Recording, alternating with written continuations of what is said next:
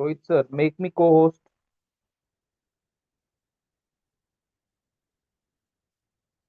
Thank you.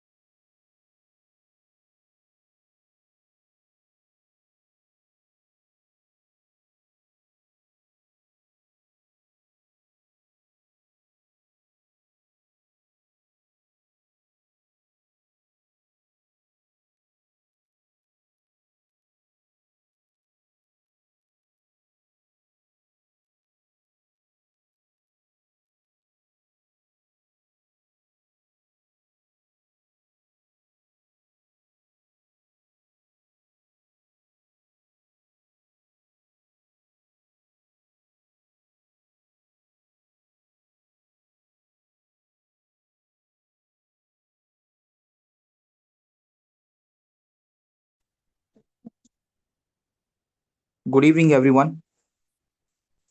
Am I audible? Yes, Yes, sir. sir. Okay, okay. Thank you, thank you. Sorry, because of some technical problem, I am trying since 7 o'clock, but I'm unable to share my screen as well as there is some technical problem with my phone. So what I'll do is, as I am unable to share my screen, I'll continue like this only. I hope my voice is all clear to all. Yes, sir. Am I Yes, sir. audible? Yes, sir. Yes, sir. Yes, Okay, sir. okay, okay, okay, okay. Thank you very much. So yesterday we had discussed about the or we had started with a new topic which is called as the Porter's five forces model. So Porter five forces model,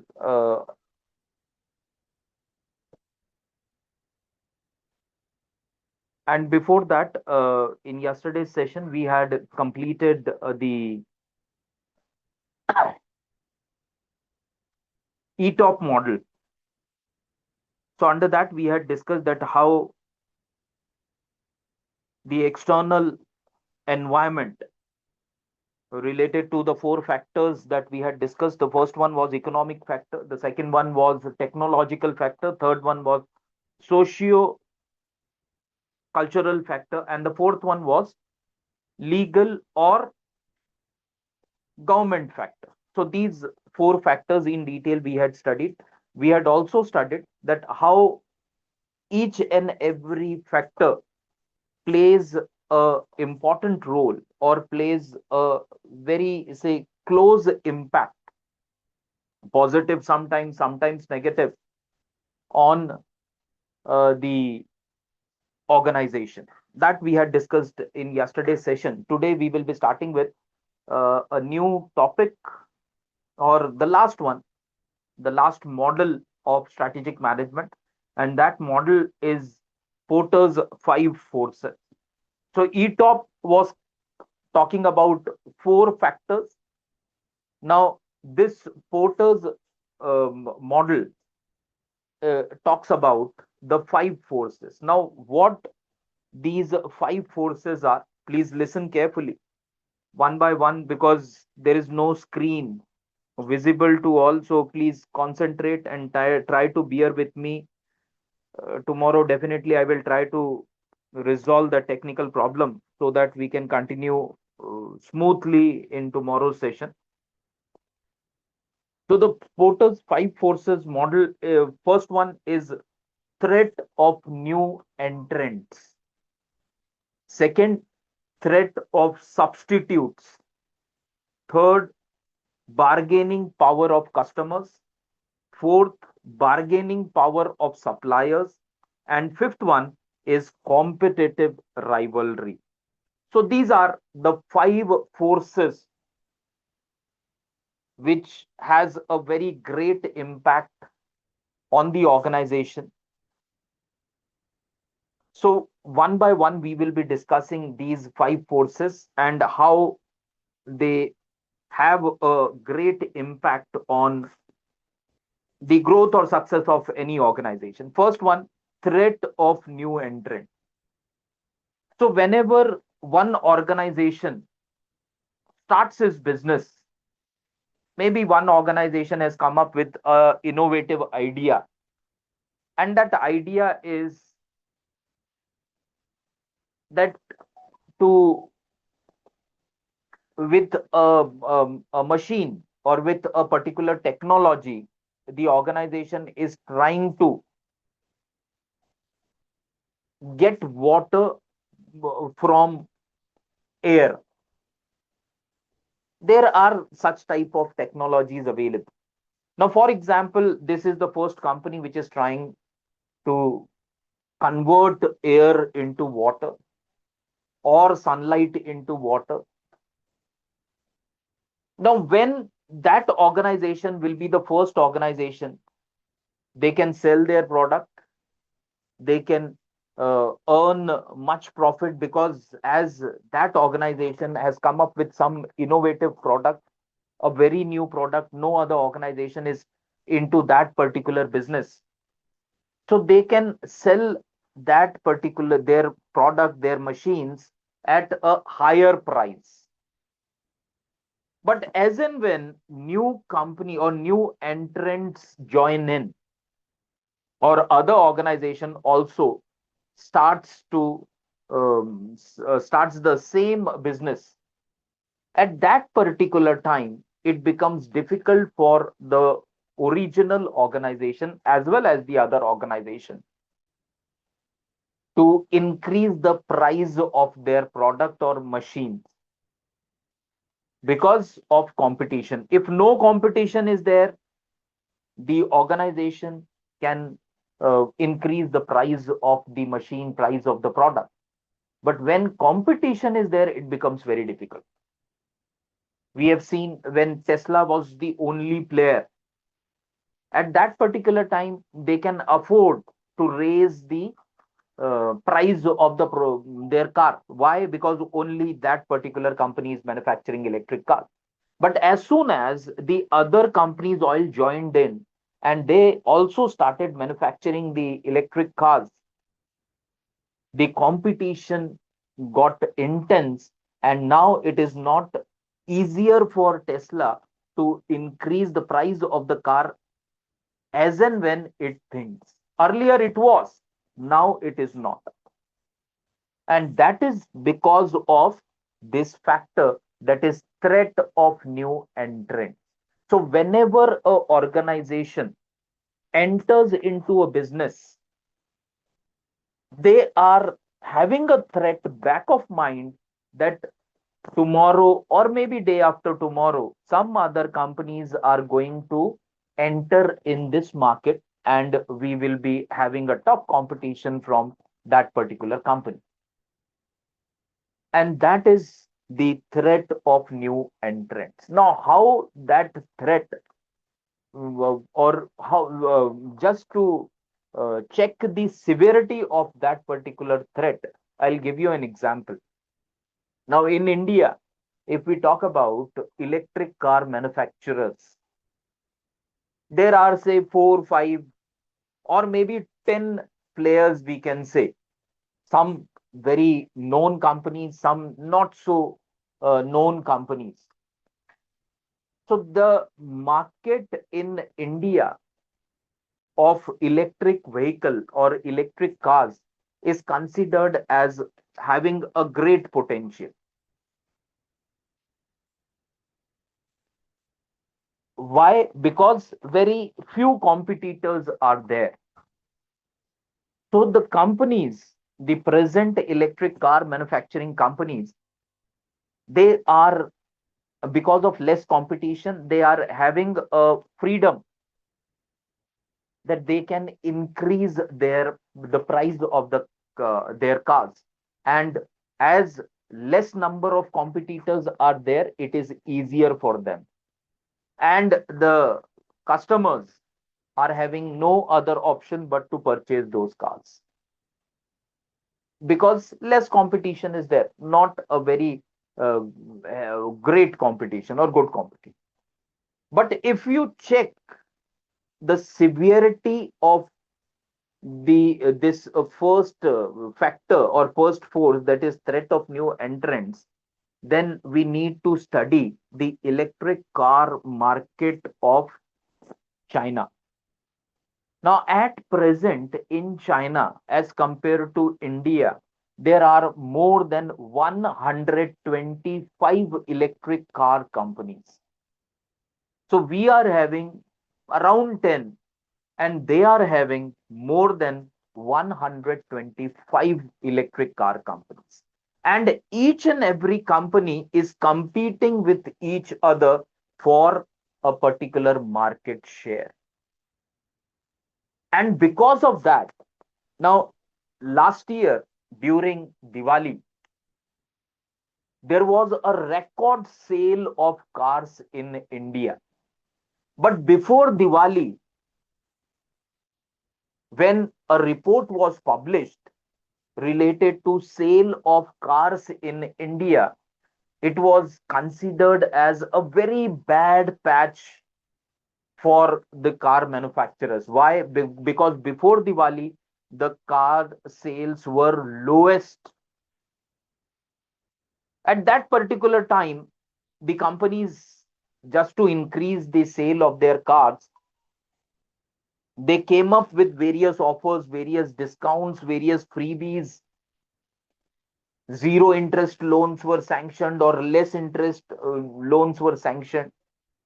If 3 years free warranty is there, that 3 year was extended to 5 years.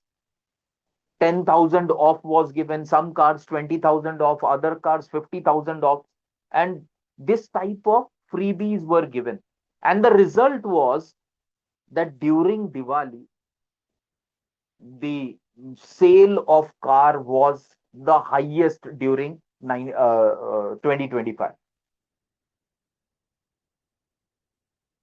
Now, if we compare in China, now 125 car companies are competing for their market share.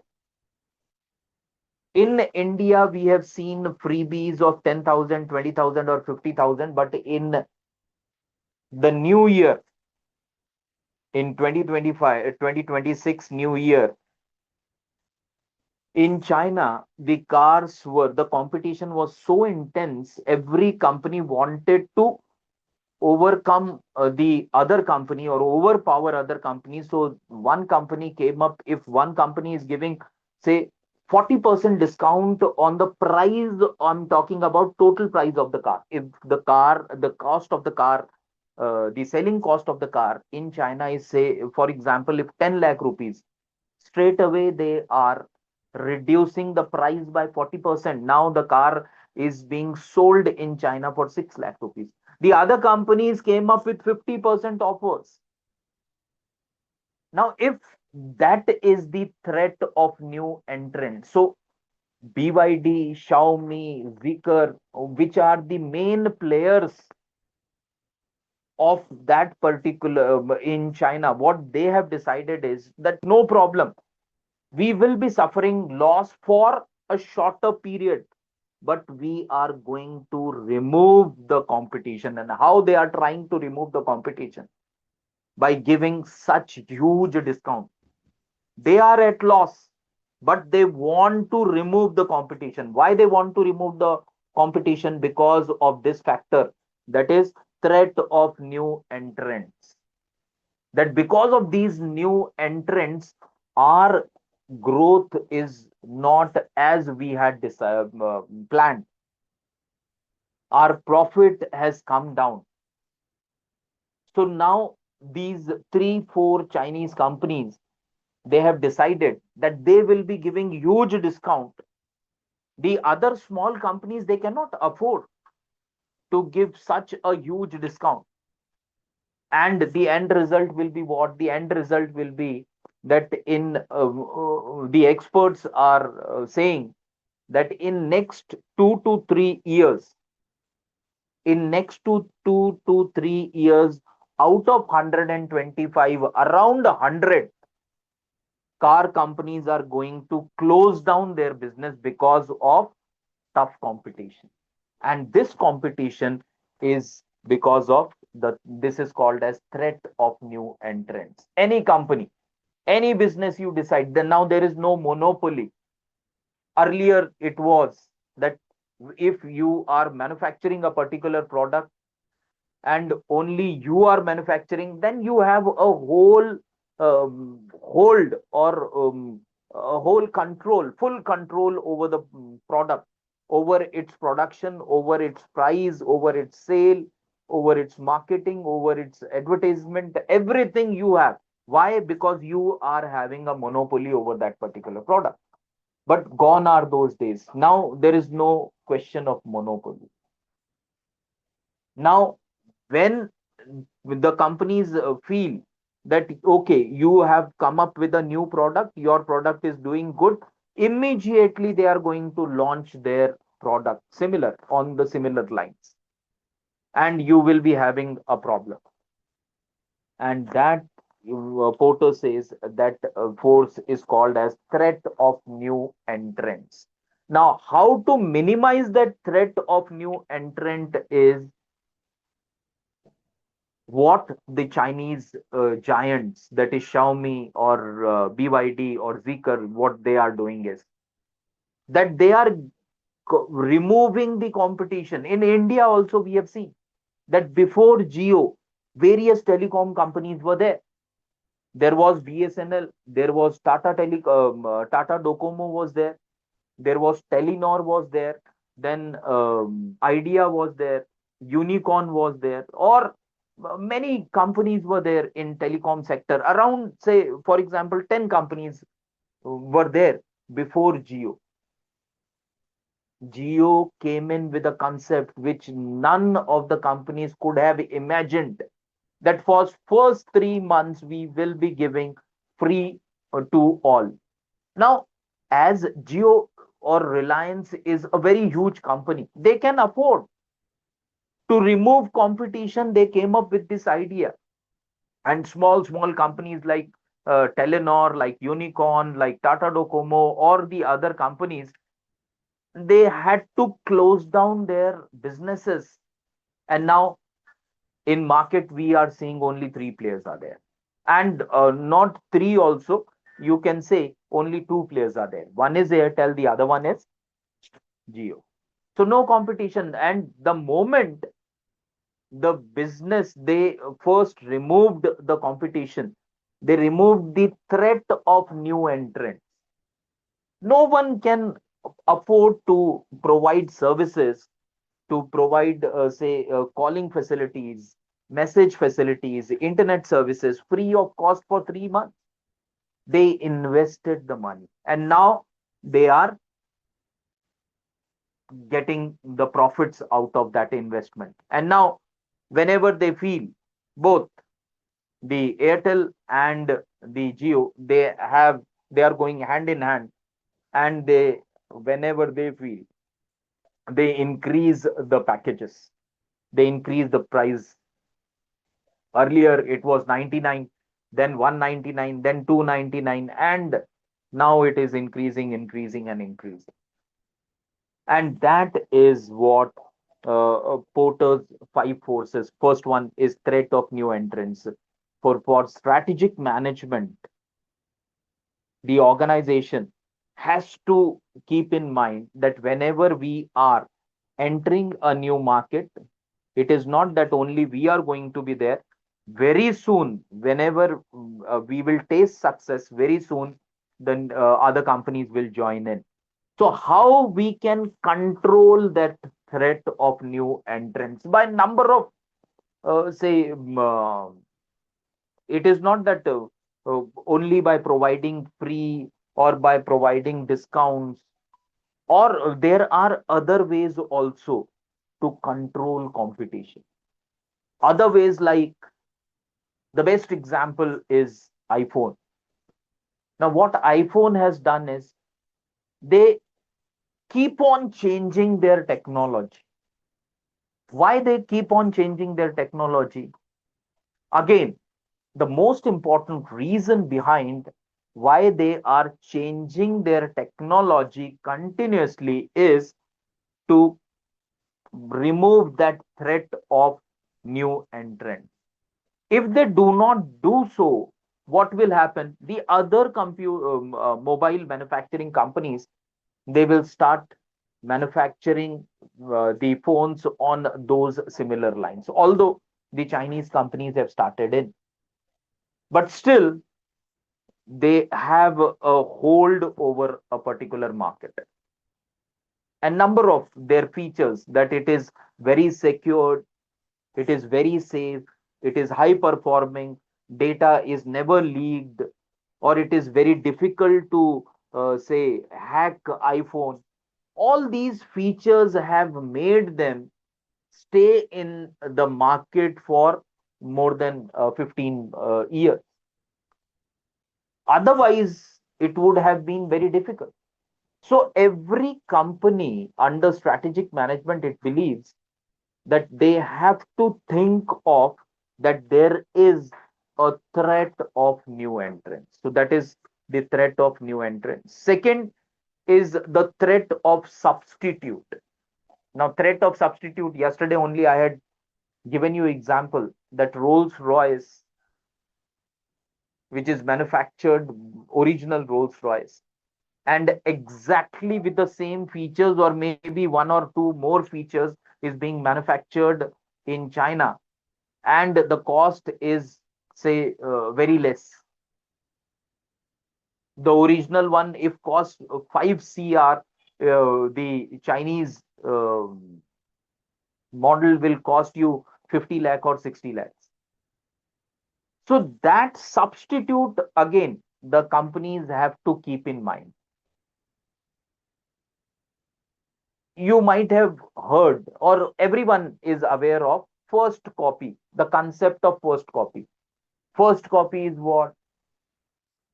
If I want to purchase original Ray-Ban goggle, I'm aware that it is going to cost me anything more than 3000 rupees.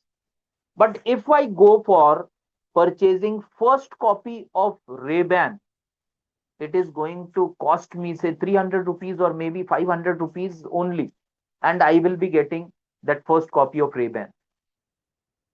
When I will be wearing those glasses, it will be very difficult. Only I am aware that it is first copy. Others may not find it very easily that it is first copy, it is not the original one. So every company, apart from new entrants, they have a threat from the substitutes also. That how to control the substitute.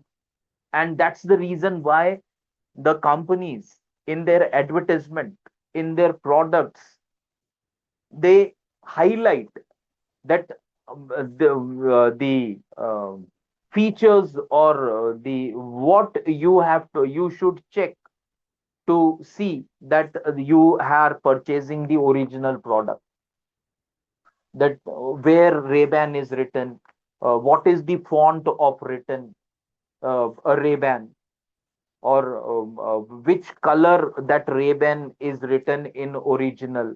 All these things the company highlights. Why they highlight? Because they have a threat of substitute.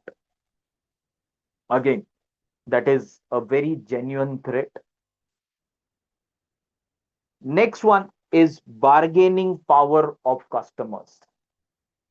Nowadays, customers are considered as king, and the reason is that customer is having now multiple options. Earlier, options were not there. Only Nokia phone was there 20 years back. Either go for Nokia or go for Motorola, American company. Motorola used to cost more and Nokia used to cost less.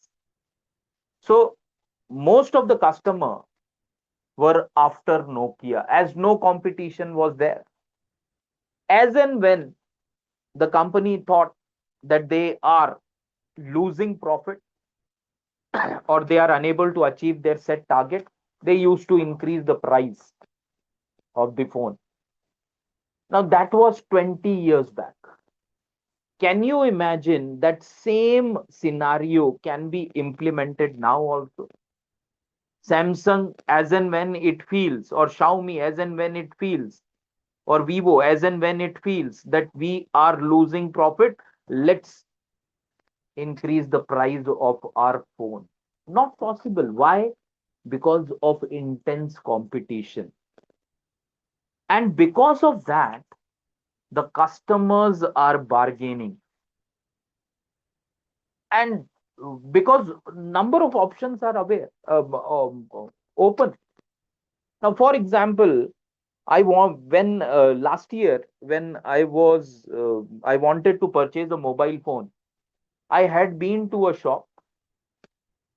I checked a particular phone. I wanted Vivo.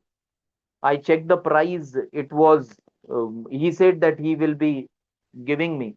for 12,400 rupees. 12,400 rupees. When I checked it on Amazon, the cost of that mobile was 11,000 rupees. So when I started negotiating, bargaining with the shopkeeper, that look, this is what I will be getting from Amazon, but it will take 3 days to get delivered at my place. If you are ready to pay me or give me this phone at this particular price, then only I'm going to purchase. Otherwise, I'm not going to purchase it from your shop. And after certain negotiations, bargaining, talking, he decided finally that okay, I'm ready to give you that mobile phone. And that is the purchasing bargaining power of the customers. Earlier, if for example, if there had no e-commerce, if I'm not aware that this particular phone is available on Amazon for 11,000 rupees, what I would have done is he would have told me that okay, as the cost of the phone is uh, 12,400 rupees, I will minus 400 rupees. That could have been only bargaining, and I had to purchase that phone for 12,000 rupees. But because of these options available to the customer, now the customers are bargaining intensely with the companies. And again, that is a thing which every company considers under the third force, that is bargaining power of the customers. Next one is the bargaining power of the suppliers. Now, suppliers, every company, for raw materials, for machines, or for various other things, they are in touch with the suppliers. Now, earlier, what used to happen? The company used to have their loyal suppliers. So only one supplier is there, or two suppliers are there for a particular company. And they used to supply. They will be supplying all the things required for the company, and they were having the suppliers and the company used to enjoy strong relations for years and years together. Earlier, now every company wants that instead of one or two suppliers, they should have reached to many suppliers. Why? Because as the we in the previous point we had discussed that the bargaining power of the customers, here companies are also trying to bargain with the suppliers, that that particular supplier is giving me this particular thing for this much of price. If you are ready, then only we will take it from you, otherwise we are not going to take it from you. And that is or sometimes if less buy suppliers are there, what will happen? And the supplier is aware that company has to complete a very urgent order, and for that they need a particular raw material which only he can supply. At this particular situation, he may charge more to the company. To avoid this situation, they try to find or get in touch with more suppliers. And the last one is competitive rivalry. Competitive rivalry. For competitive rivalry is, now there are two type of competition. One is called as healthy competition. Healthy competition is always played in a level field. Level field means all the companies are competing with each other on say ethical terms. No company is doing anything which is unethical to overcome the competition with the other company. So that is healthy competition. But when we talk about competitive rivalry, is that when you want to Remove your competitor out from the market. You want to see to it that he or she closes his business. That is competitive rival. You are coming up with such a strategy that when you implement that strategy, the others are going to close down their business. The thing we had discussed initially, the threat of under the threat of new entrants, how Xiaomi, Zeekr, and BYD are making the other Chinese companies very, very, very difficult to sustain. How a small company can sustain if directly the 10 lakh car of BYD, if they are ready to sell that car for 5 lakh. So 5 lakh per piece is not the profit. They are selling the car. Why they are selling the car with such a huge profit, such a huge, say, discount? And in that they might be having suffering, say, 1, 2, 3, 4 lakh loss also, but still they are selling. Why? Because they are aware that if they are able to sell their cars for next 3, 4, 5 months, what will happen to the smaller companies? They had to close down their manufacturing plant. Why? Because no one is going to purchase your car. And when your inventory is increasing but sale is not, the only option available to you is close down the business. Because again, electric car manufacturing is a very costly affair. It is not that easy. It is not very cheap. It is very, very, very costly. So competitive rivalry is when one competitor wants to see to wants the other competitor shall suffer huge loss so that he shall close down his business. So these are the five forces which are prevalent in the market and which every company has to face. So under strategic management, Porter says that every company has to keep in mind about these five forces, that these are the five forces which we have to tackle. Now, how we are going to tackle this five forces?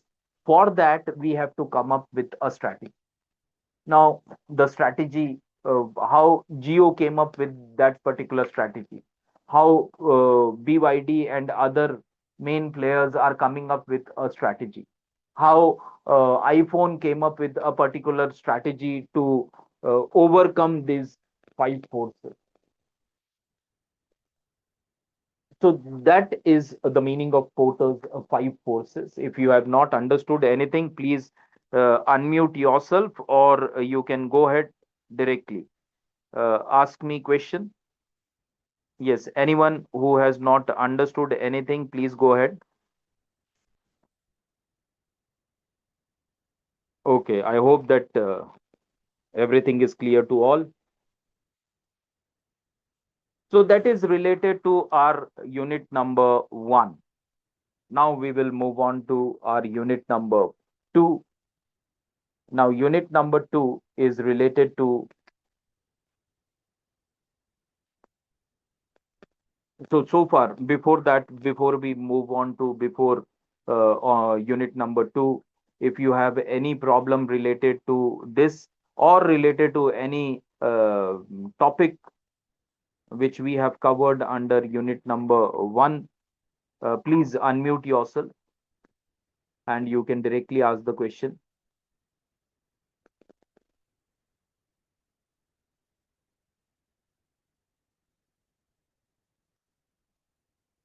Okay. I hope my voice is clear to all. Am I audible?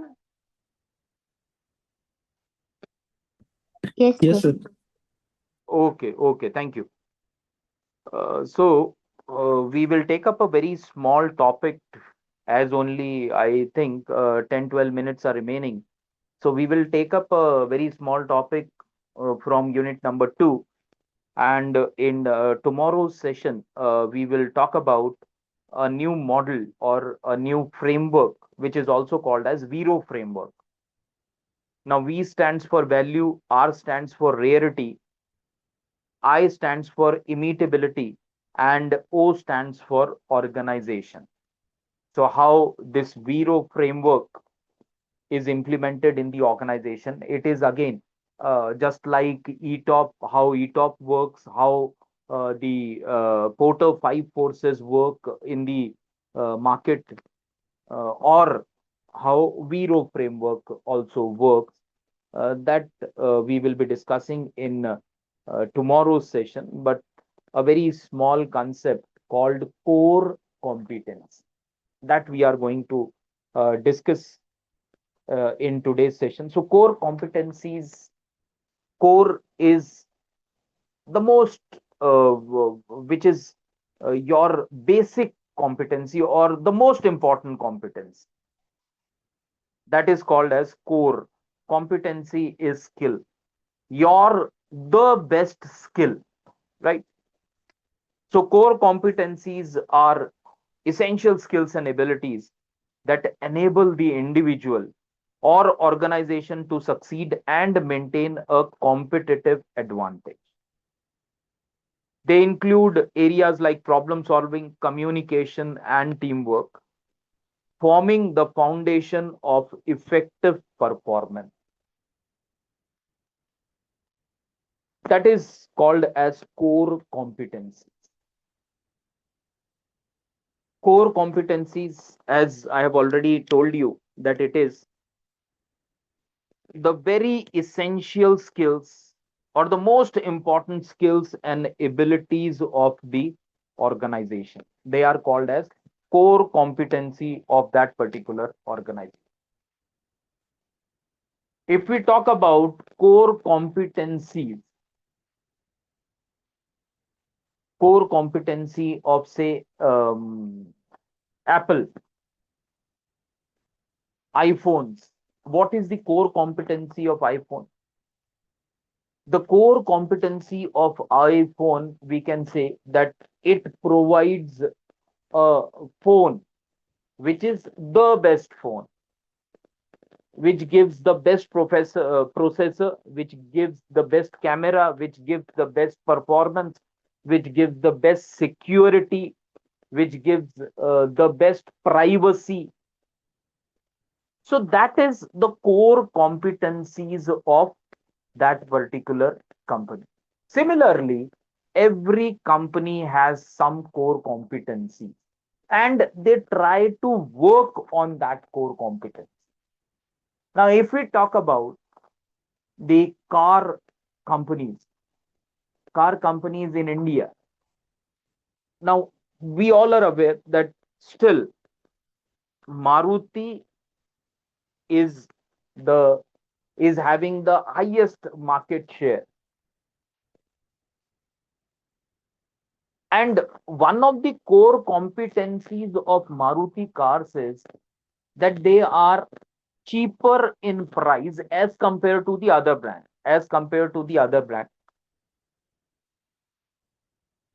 Then the next important core competency of Maruti is that their spare parts are available everywhere in the country. That is not there with all the cars, the other car manufacturing companies. But Maruti, they have the access, the reach of Maruti is definitely more than the other car companies. So that is their core competence. Next is their customer service is considered as good. Whereas if we talk about the Tata company, their core competency is what? Their core competency is that when you purchase a Tata car, you are sure that your car is one of the safest car of the country. Entry level, if you are purchasing a Maruti, or entry level if you are purchasing a Tata, the moment you purchase Tata, you are aware that it is going to be a more secure car as compared to the entry level Maruti. So their core competency is they are providing a very secured car. So when you are um, driving a Tata car, you feel safe, you feel secure, you are aware that if a minor dash is there, then nothing is going to happen, or you will be surviving that dash. But same you cannot guarantee when you are driving a Maruti car. A small dash can also be lethal. So because that is not their core competency. Their core competency is we want to give the cheapest car to the customer, or very affordable car to the customer, easy accessibility, easy spare part availability. These are their core competencies. So core competencies of each and every company are different, and they work on these core competencies.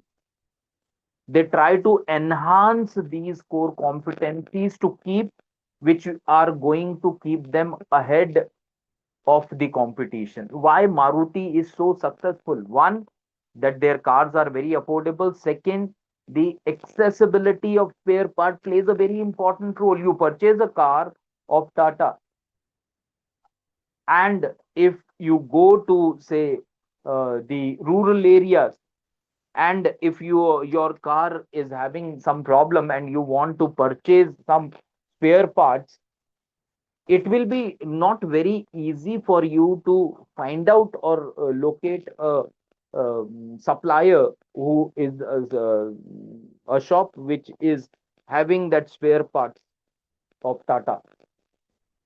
At the same time, if you are driving a Maruti in a rural area, and if that car is having some problem, you can very easily locate within a very uh, less distance the spare parts availability in a particular shop. That is their core competence. So every company works on their core competencies, just to make sure that how they can overcome the competition. Now, for business agility, agile business, agile business means the business which always keeps in mind the requirement or need of the customer, and they keep on changing as per the requirement of the market, as per the need of the customer, as per the legal or the legal environment of the country. So that is agile. Now there are seven core competencies. Now what are those seven core competencies? That I'll just read out those seven competencies. First one is team and technical agility. Second one is agile product delivery. Third one, enterprise solution delivery. Fourth one, lean portfolio management. Fifth one is organizational agility. Sixth one, continuous learning culture. And seventh one is lean agile leadership. Now, this in detail we will be discussing in the tomorrow's session. Just now, all these core competencies are very important, very important. And now, in the present situation, in the present era, when there is intense competition, these competencies plays a very important role in the success of the organization. Now, for example, earlier only say Domino's had come up with that idea of delivering pizza within 30 minutes. So they came up with that idea, that concept, that model, that if we are unable to deliver you pizza within 30 minutes, we will offer you pizza for free. We are not going to take anything from you. Later on, they changed that model, but they were considered as in India. That company came up with this type of structure. Then came in the food delivery apps, the food delivery that within half an hour we will deliver not only pizza but the other food items also. Then came in the Zepto and Blinkit, the new startups. They came in that grocery or any item you need within 10 minutes, 15 minutes, we will deliver those items at your doorstep. Now, Zepto or Blinkit or that type of new startups, they are new companies, they are startups, and they are doing good. But when the giants like Amazon, like Flipkart, they have seen that yes, they are going good, they are doing a good business. So immediately they have also started. Now Flipkarts have started minutes, Amazon has started minutes. Now what they are doing, they are proving a very tough, they are giving a tough competition, and the experts are saying that in next 1 or 2 years again the situation may not be very good for the small players if the big players enters the market. The reason is because the big players are going to give you more discounts initially and they will wipe out the competition, and then when there is less competition or no competition, then they can start getting the profit back from the customers. So that we are going to discuss in tomorrow's session. So tomorrow we will be starting with the 7 core competencies for business agility, and then we will talk about the Viro analysis, VIRO analysis that we will be discussing. So that's it for today. So thank you everyone for being present in today's session. And sorry, because of some technical problem, we lost our 10-12 minutes. So definitely I'll try to resolve the technical problem by today itself or maybe by tomorrow so that we have a tension free or any problem free session tomorrow.